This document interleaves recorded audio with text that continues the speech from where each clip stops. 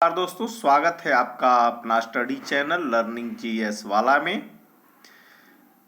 दोस्तों, इस समय हम एनसीईआरटी क्लास 7 हिस्ट्री को कंप्लीट कर रहे हैं, जो चैप्टर 2 का आज पार्ट 2 होगा और आज इस चैप्टर को कंप्लीट कर लिया जाएगा। और यह वीडियो सीटेट जो 2024 जुलाई के लिए और जीके जीएस पेपर के लिए काफ़ी महत्वपूर्ण है। इससे पहले सूचित करना चाहेंगे कि 6, 7, 8 एनसीईआरटी ज्योग्राफी और 6 की पूरी हिस्ट्री हमारे चैनल पर पढ़ चुकी है वीडियो में, और अन्य जीके जीएस के इम्पोर्टेंट स्टैटिक जीके सहित काफ़ी वीडियो पड़े हुए हैं, आप वॉच कर सकते हैं। जो आपके एसएसटी सीटेट 2024 जुलाई के लिए 6 to 8 में एसएसटी का 40 नंबर से प्रश्न इसी एनसीईआरटी 6 to 8 से बनाए जाते हैं, उसी के नज़र को देखते हुए खास तौर से वीडियो तैयार की जा रही है। तो आप यदि अच्छे से जिस प्रकार से पढ़ाया जा रहा है अध्ययन करते हैं तो आपके 40 में 40 नंबर पक्के हैं। चलिए बिना समय गंवाए शुरू करते हैं। चोल राज्य नज़दीक से एक नज़र, उरेयूर से तंजावुर तक। चोल वंश सत्ता में कैसे आया? तो कावेरी डेल्टा में मुट्टरियार नाम से प्रसिद्ध एक छोटे से मुखिया परिवार की सत्ता थी। तो ये सभी एनसीईआरटी की लाइनें महत्वपूर्ण होती हैं। तो कहाँ? कावेरी डेल्टा में, ध्यान रखिएगा। कावेरी डेल्टा में मुट्टरियार नाम से प्रसिद्ध एक छोटे से मुखिया परिवार की सत्ता थी। क्या नाम था उसका? मुट्टरियार। कहाँ था ये? कावेरी डेल्टा में।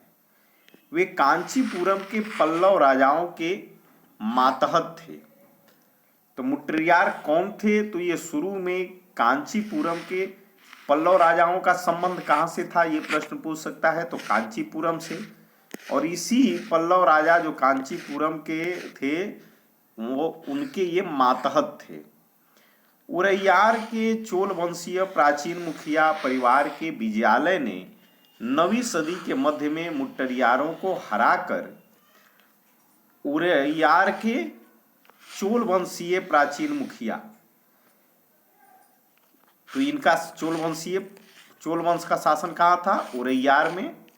और इसी उरैयार के चोल वंशीय प्राचीन मुखिया परिवार के विजयालय थे। विजयालय, इन्होंने 9वीं सदी के मध्य में मुट्टरियारों को हराकर इस डेल्टा पर कब्जा जमाया। किस डेल्टा पर? कावेरी डेल्टा पर। उसने वहां तंजावुर शहर और निशुंभ सुदनी देवी का मंदिर बनवाया। तो तंजावुर शहर किसने बनाया? तो विजयालय ने। और निशुंभ सुदनी देवी का मंदिर किसने बनाया? तो विजयालय ने। तो इस प्रकार से सभी प्रश्नों को ये देखिए, ये जो है दक्षिण भारत का मानचित्र है, यहाँ ये शासन रहा है। विजयालय के उत्तराधिकारियों ने पड़ोसी इलाकों को जीता और उसका राज्य अपने क्षेत्रफल तथा शक्ति दोनों रूपों में बढ़ता गया। दक्षिण और उत्तर के पांड्यन और पल्लव के इलाके इस राज्य का हिस्सा बना लिए गए। तो इस एक बात समझिए कि चोल वंश का संस्थापक कौन था? तो विजयालय। और उसकी राजधानी कहाँ थी? तो तंजौर। राजराज प्रथम जो सबसे शक्तिशाली चोल शासक माना जाता है। तो चोल शासक का सबसे शक्तिशाली राजा कौन था? राजराज प्रथम। 985 में राजा बना और उसी ने इनमें से ज़्यादातर क्षेत्रों पर अपने नियंत्रण का विस्तार किया। उसने साम्राज्य के प्रशासन का भी पुनर्गठन किया। राजराज के पुत्र जो था वो राजेंद्र प्रथम ने उसकी नीतियों को जारी रखा और उसने गंगा घाटी, श्रीलंका तथा दक्षिण पूर्व एशिया के देशों पर हमला भी किया। इन अभियानों के लिए उसने एक जल सेना भी बनाई। तो वो प्रश्न पूछता है कि कौन ऐसा दक्षिण भारतीय राजा था जो श्रीलंका या विदेश पर आक्रमण किया था, तो श्रीलंका पर आक्रमण किया था राजेंद्र प्रथम, जो राज का लड़का था, चोल वंश का था। और फिर उसके बाद दक्षिण पूर्व एशिया के देशों पर वही विदेश में काफी हमला किया था।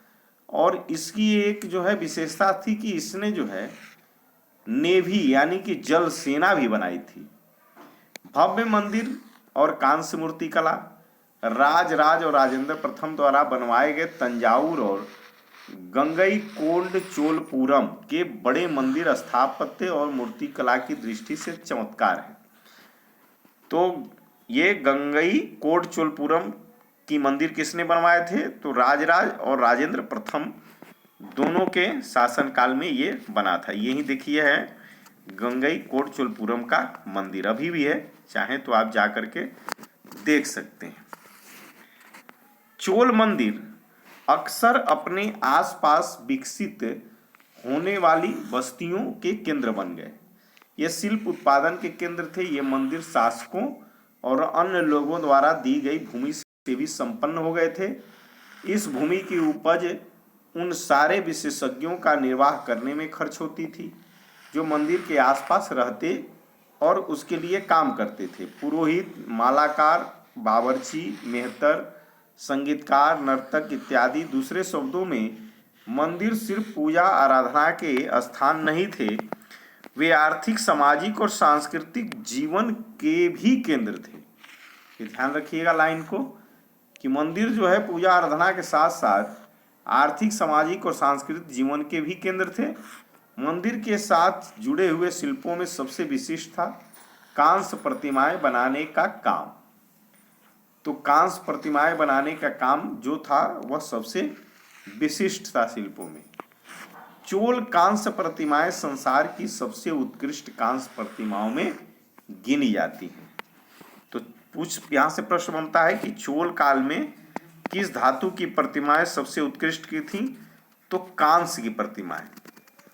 ज्यादातर प्रतिमाएं तो देवी देवताओं की ही होती थी, लेकिन कुछ प्रतिमाएं भक्तों की भी बनाई गई थी।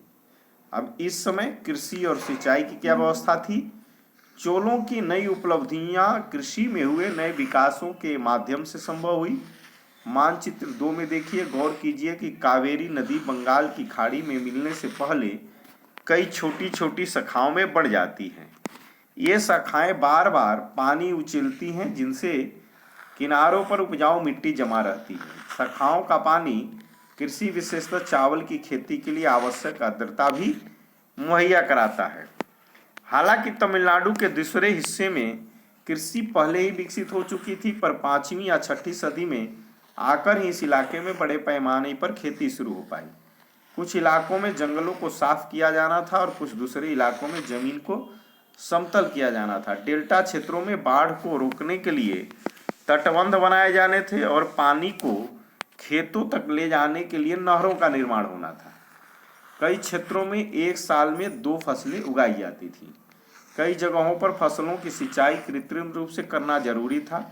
सिंचाई के लिए कई पद्धतियां बनाई जाती थीं। कुछ इलाकों में कुएं खोदे गए, कुछ अन्य जगहों में बारिश के पानी को इकट्ठा करने के लिए विशाल सरोवर बनाए गए।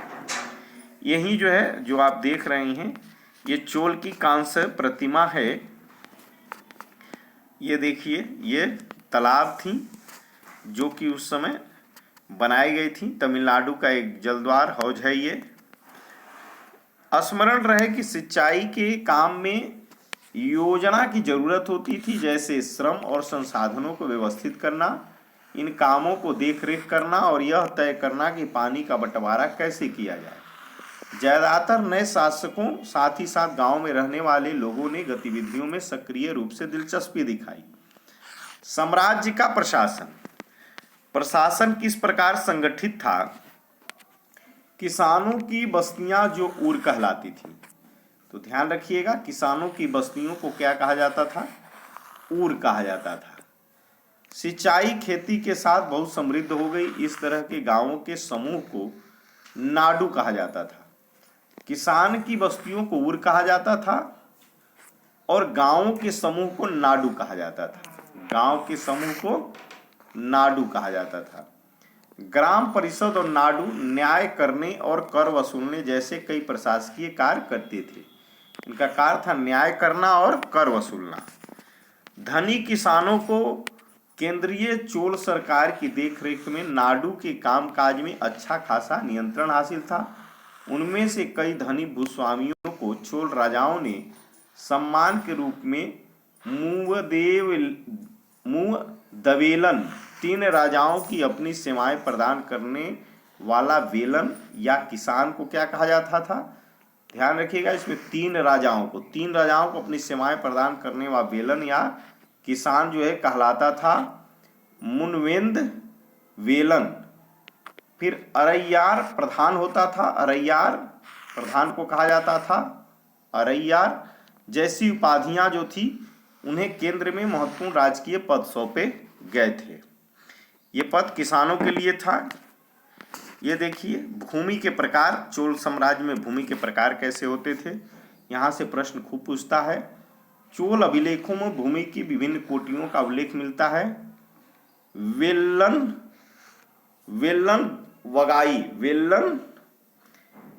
वगाई जो थी वह गैर ब्राह्मण किसान स्वामी की भूमि होती थी। फिर ब्रह्मदेव, ब्राह्मणों को उपहार में दी गई भूमि को ब्रह्मदेव कहलाता था। तो गैर ब्राह्मण किसान स्वामी की भूमि वेलन गवाई, ब्राह्मणों को उपहार में दी गई भूमि ब्रह्मदेव कहलाता था। किसी विद्यालय के रख रखाव के लिए जो भूमि दी जाती थी वह साला भोग होता था, साला भोग। मंदिरों को उपहार में दी गई भूमि देवदान या तिरुन मट्टकनी कहा जाता था। जैन स्थानों को दान दी गई भूमि पल्ली चंदम कहलाया जाता था। तो ये सभी को याद रखिएगा, प्रश्न यहाँ से पूछता है।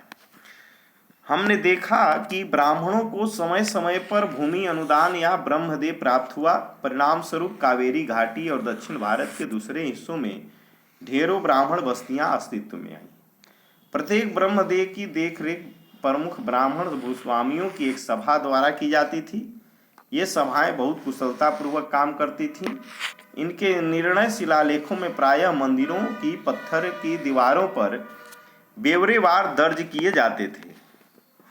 फिर नगरम, नगरम क्या होता था? नगरम के नाम से ज्ञात व्यापारियों के संघ भी अक्सर शहरों में प्रशासनिक कार्य संपादित करते थे। तो व्यापारियों के संघ को नगरम कहा जाता था, व्यापारियों के संघ को नगरम। तमिलनाडु के चिंगलपूट जिले में उत्तर मेरूर से प्राप्त अभिलेखों में, ये देखिए ध्यान रखिए, कभी पूछ देता है कि चिंगलपूट जो है कि कहाँ है, चिंगलपूट जिला है या तमिलनाडु में है।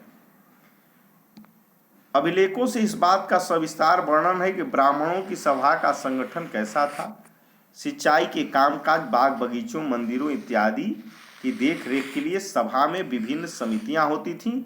इनमें सदस्यता के लिए जो लोग योग्य होते थे उनके नाम तालपत्र के छोटे टिकटों पर लिखे जाते थे और मिट्टी के बर्तन में रख दिए जाते थे। किसी छोटे लड़के को हर समिति के लिए एक के बाद एक टिकट न निकालने के लिए, एक टिकट निकालने किसको कहा जाता था? तो मिट्टी के बर्तन में रख दिए जाते थे छोटे टिकट, और इस छोटे टिकट को छोटे लड़का, जो छोटा लड़का होता था वो हर समिति के लिए एक के बाद एक टिकट निकालने के लिए कहा जाता था। तो यहाँ जो है हम देखते हैं अभिलेख और लिखित सामग्री। उत्तर मेरूर अभिलेख के अनुसार सभा की सदस्यता के लिए इच्छुक लोगों की ऐसी भूमि का स्वामी होना चाहिए जहाँ से भू राजस्व वसूला जाता है। उनके पास अपना घर होना चाहिए। उनकी उम्र 35 से 70 के बीच होनी चाहिए। उन्हें वेदों का ज्ञान होना चाहिए। उन्हें प्रशासनिक मामलों की अच्छी जानकारी होनी चाहिए और ईमानदार होना चाहिए। यदि कोई पिछले 3 सालों में किसी समिति का सदस्य रहा है तो वह किसी और समिति का सदस्य नहीं बन सकता। जिसने अपने या अपने संबंधियों के खाते जमा नहीं कराए हैं वह चुनाव नहीं लड़ सकता। अभिलेखों में राजाओं और शक्ति संपन्न पुरुषों के बारे में जानकारी मिलती है, लेकिन यह जानना खास मुश्किल है कि साधारण मर्दों और औरतों का जीवन इस राज्य में कैसा था। 12वीं शताब्दी के तमिल कृति पेरिया पूरणम से एक उदाहरण लिया गया है, माने उदाहरण लिया गया है। तो पेरिया पूरणम कैसी थी, तो तमिल कृति थी। अडनूर के सरहदों पर फूस की पुरानी छाजनों वाली छोटी छोटी झोपड़ियों से अटा पड़ा पुलाया एक ऐसा समूह जिसे ब्राह्मण और बेल्लाल प्रतिष्ठित समाज के बाहर मानते थे। कौन? अट्टा पड़ा पुलाया। ये एक समूह होता था, लोगों का एक छोटा सा पुरवा था जिसमें ओछे किस्म के पेशों में लगे खेतिहर मजदूर रहते थे।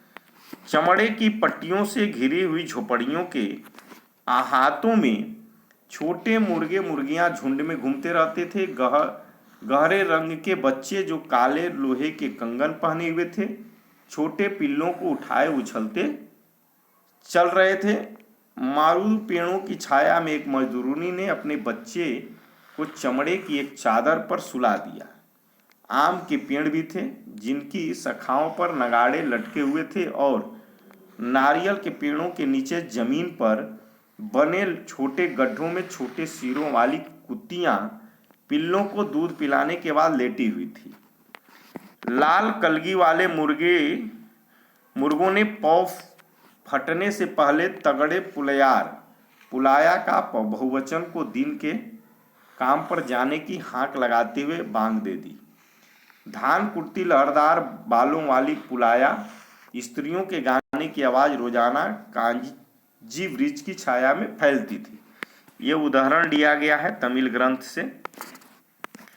और साथ में यहाँ क्या है, इसमें कुछ खास नहीं है।